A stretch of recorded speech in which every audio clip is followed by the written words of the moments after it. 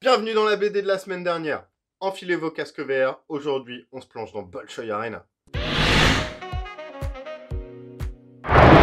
Bolshoi Arena, c'est scénarisé par Boulet, dessiné par Hassen et c'est sorti aux éditions Delcourt. Le 23 février, nous souhaitons un bon anniversaire à Vassili Lazarev. Où qu'il soit, nous lui envoyons nos plus gros bisous. Anthony, ça parle de quoi Bolshoi Arena?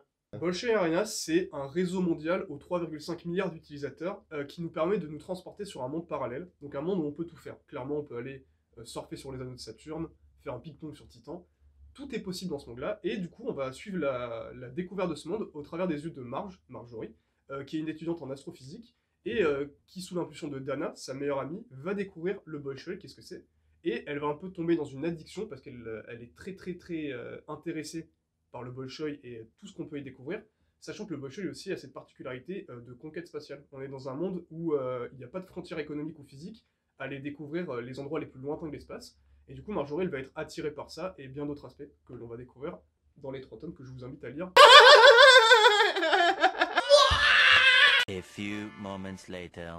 Mais en fait, pourquoi t'as kiffé Bolshoi Arena?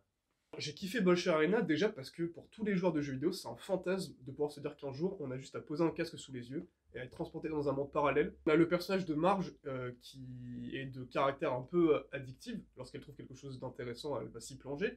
Et pour le coup, ça va un peu entacher sur ses études, sur sa vie avec son petit ami. Et nous, lecteurs, on se dirait qu'on ferait comme elle, parce que c'est quelque chose de nouveau. Un autre aspect qui est intéressant aussi, c'est que le Bolshoi, il nous est présenté comme quelque chose, enfin une avancée technologique folle, et pourtant, on a aussi son pendant négatif qui est, vu que c'est pas réel, est-ce qu'il faut vraiment y prendre de l'intérêt là-dedans? Est-ce qu'il faut vraiment croire au Bolshoi et à tout ce qu'on peut voir en conquête spatiale qu'on n'a pas pu voir dans le monde qui est réel parce qu'on n'a pas la technologie pour? Un autre aspect qui est vachement cool, c'est la notion économique qui est inclue dans ce monde virtuel. En fait, c'est pas juste de la progression, c'est aussi avoir des ressources. C'est un peu des traders en fait. Côté graphique, on sent qu'Asen est vachement influencé par Otomo, donc celui qui a créé Akira, que ce soit dans la construction des villes futuristes qu'on voit au travers de la bande dessinée, ou même des personnages. Au niveau des couleurs, du coup, on est vachement sur des tons pastel, un peu aquarelle. Les traits sont assez fins, assez épurés, donc franchement, ça donne une atmosphère à la bande dessinée qui est plutôt sympathique à regarder.